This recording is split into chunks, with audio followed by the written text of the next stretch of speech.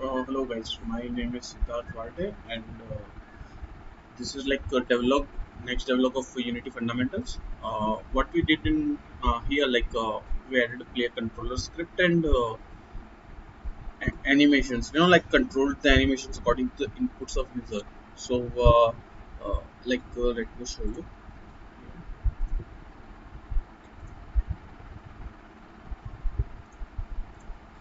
So when I press D, it runs. A, it moves back. If I press W, it jumps continuously because it's like W. If I press Control, it crouches, and also its collider size would also decrease. Uh, this is the animator, animator controller, and here is the script.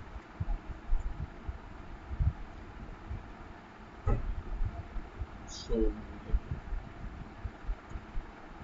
this is the code for like controlling the size of the object while crouching down.